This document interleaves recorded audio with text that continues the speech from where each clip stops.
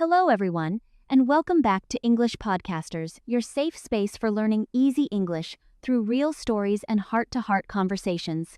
I'm Maya. If you're listening right now, maybe cooking in your kitchen or riding home after a long, tiring day, pause for a moment and take a gentle breath. By simply pressing play and spending this time with us, you're already making a brave step in your English journey. Even listening quietly is practice, and every moment like this builds your confidence for the future. Hi everyone, I'm Leo, and I am so happy to be here talking and learning with you today. Maya, I have to be honest with you. This morning, I was thinking about how much of our lives are spent moving from one place to another. But for an English learner, moving can be the scariest part. I remember the first time I tried to take a train in a new city. I stood in front of the big schedule board, and my mind completely froze. The words were moving so fast, the people were rushing, and the silence in my head felt so heavy because I didn't know how to ask for help. Oh, Leo, that frozen moment is something almost every learner faces in real life. You study so hard at home with your books, but then you step outside into the station or the street, and your brain feels tired because it is doing too much work. You worry about whether to say get on, or get in, or how to ask for the price of a ticket, and in that second of doubt, the moment disappears. Exactly. It felt like a test I wasn't ready for. I didn't want to sound like a robot, and I definitely didn't want to sound rude when I was just trying to find the right platform. And that is why today's episode is so important. We are talking about how to take the bus, or train, and mastering the travel English, you need to move through the world with a smile instead of stress. We want to help you move away from book English and start using life English, the kind of English that feels human, natural, and kind. I love that. And friends, before we dive into our stations and schedules, we have a small, friendly request. If this podcast helps you feel even a little more understood or confident, please subscribe to English Podcasters and click the like button. It really helps our family of learners grow, and it tells us that you want more lessons that help you speak from the heart. So, Maya, let's start at the beginning. Before we even see a bus or a train, we have to find where they are. This is where those tiny words we often talk about in and at become our first helpers. That's right, Leo. Prepositions are like directions for the listener. Without them, English feels blurry. In simple words, remember that at is for a point or a location name. So, you are at the bus stop or at the train station. You aren't inside a building necessarily. You are just at that point on the map. Okay, so I am standing at the stop. But then, once the bus arrives and I go inside, I am in the bus. Exactly! You are inside the space. Using these correctly helps people see where you are. Let's imagine you are looking for the station. The first thing you need is a polite way to start. Oh, I know this one.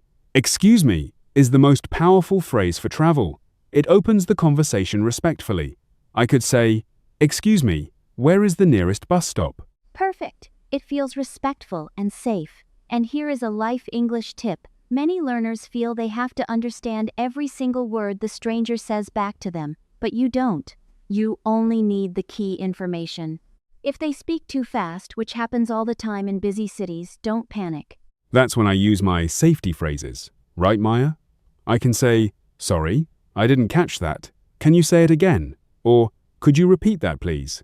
Yes, most people are happy to repeat themselves because they care about connection over perfection. Remember, your English does not need permission to exist. You have the right to ask for clarity. Okay, so I've found the station. Now I need a ticket. This is where many learners stop because they are afraid of the money part. They think, what if I don't understand the price? Money and prices are common fears, but the phrases are easy if we use patterns. English loves patterns. Instead of give me a ticket, which can sound a bit strong or angry, use the can I have pattern. So, can I have a ticket to the city center, please? Perfect!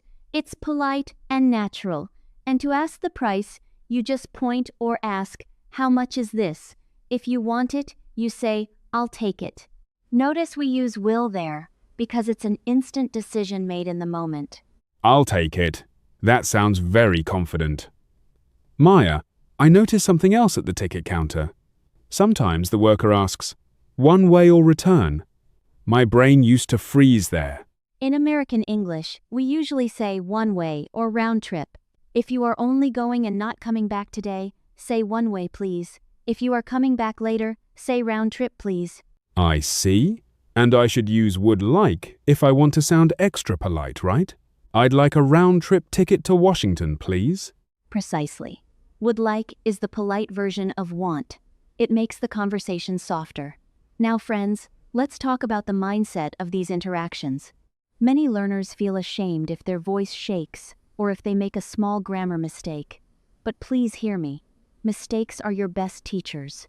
Having an accent or using the wrong preposition just means you are brave enough to speak more than one language. That is a superpower. I agree.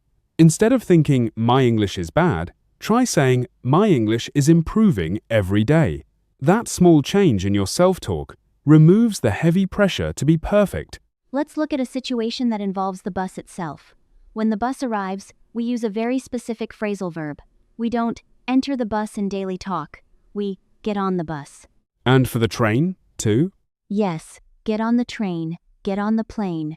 But for a car or a taxi, we say get in. It's a small difference, but using it correctly makes you sound very natural. Get on for big things, get in for small things. I can remember that. But what happens if I am still waiting for the bus and it hasn't arrived yet? You just used our two waiting words perfectly, Leo. Friends, still means the situation continues. You started waiting before, and you are waiting now.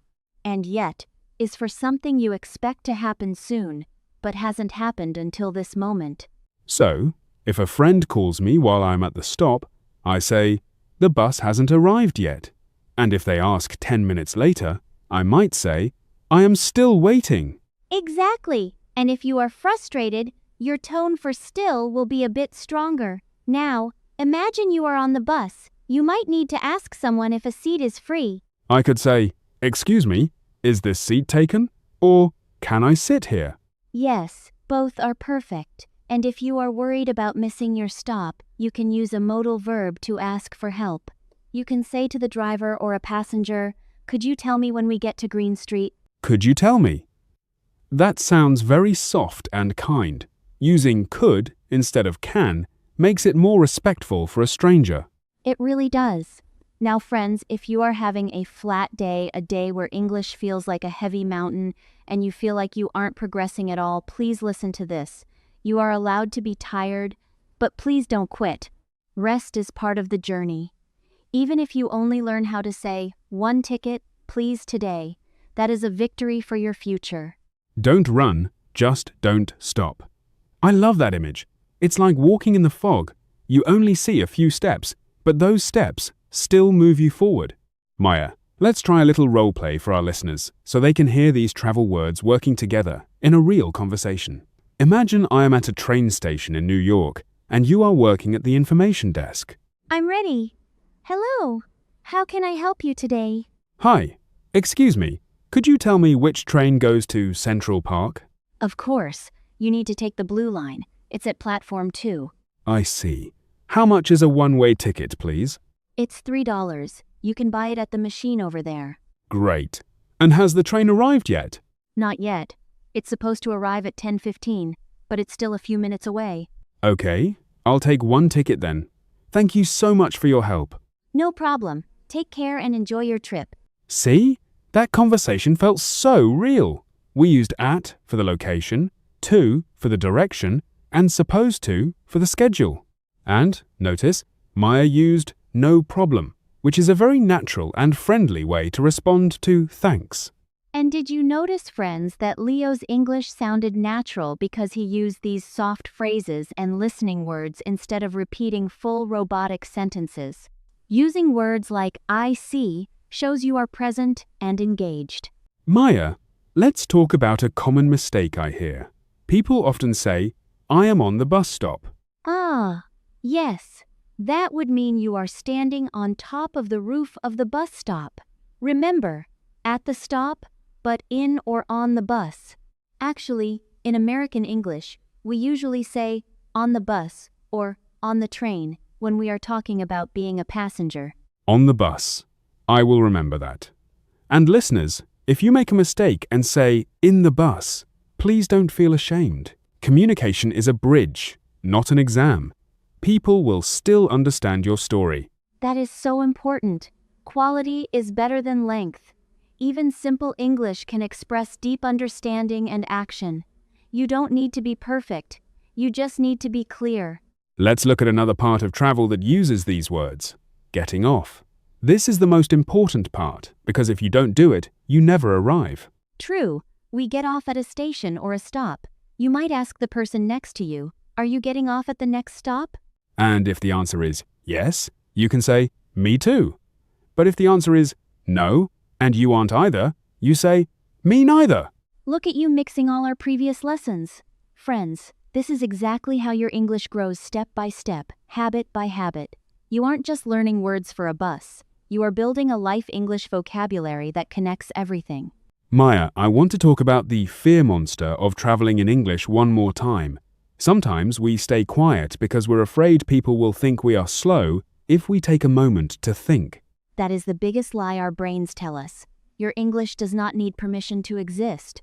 If you need a second to find your words at the ticket window, just say, "Let me see," or "One moment, please." This gives you time to breathe and organize your thoughts without the pressure. One moment, please. That is a very safe and polite phrase to use. Most people in shops and stations are used to helping people from all over the world. They care about your ticket, not your perfect grammar. Exactly. Now, let's talk about tone. Did you notice how in our role play, we used a soft voice for our questions? The way you say these words shows your attitude. If you say "excuse me" with a smile, it sounds like an invitation for help. These words give you control in a stressful situation. They allow you to be yourself in another language. Now, friends, let's talk to those who are feeling stuck today. Maybe you feel you started too late, or your travel English is still too basic. Those thoughts are lies. Learning has no age, no deadline, and no finish line. You are a member of the English Podcasters family, and in this family, we support each other. Every fluent speaker you hear today started with one simple sentence. Where is the bus stop? No one started fluent. Maya, can we do one more role play? This time, let's imagine a situation where things go wrong, like a bus being late. I love that. Listeners, listen for how we use supposed to and actually to handle a problem. Excuse me, is this the stop for the number 10 bus? Yes, it is. It was supposed to be here at 9 a.m., but it hasn't come yet. Oh no, I'm going to be late for my meeting. Actually, maybe I should take a taxi instead. Wait, I think I see it coming now. Basically, the traffic is just very heavy today. Oh, you're right. I'll still take the bus then. Thank you. See how the conversation moved? We acknowledged the disappointment with supposed to, shared the reality with actually, and simplified the situation with basically. It feels like English is not just words. It's a tool for connection and empathy.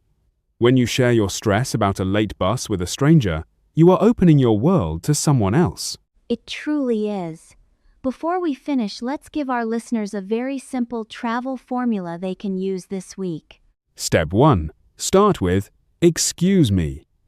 Step 2. Use, can I have, or could you tell me. Step 3. Use at for the place and on for the vehicle. And step 4. Always end with a kind thank you or take care. We are so incredibly proud of you for staying with us until the end of this episode. It shows you are dedicated to your future and your voice. Now, we have a small challenge for you, an English Podcasters Challenge. In the comments below, tell us about a trip you want to take. Use I am going to take the, and tell us if you prefer the bus or the train. For example, I am going to take the train to the mountains next summer because I love the view. Or, I usually take the bus to work, but I'd rather walk. We read every single comment, and we smile because every sentence you write is a sign of your small courage. Your voice matters, even if it shakes. Take small steps. Use your soft words. Don't run. And please, don't stop. You are closer than you think, and you are doing better than you realize. We'll see you in the next episode of English Podcasters. Keep speaking, keep growing, and always remember, even a whisper counts as a victory. Bye-bye, everyone. Have a wonderful, brave day. Bye! Remember, every journey starts with a single "Excuse me."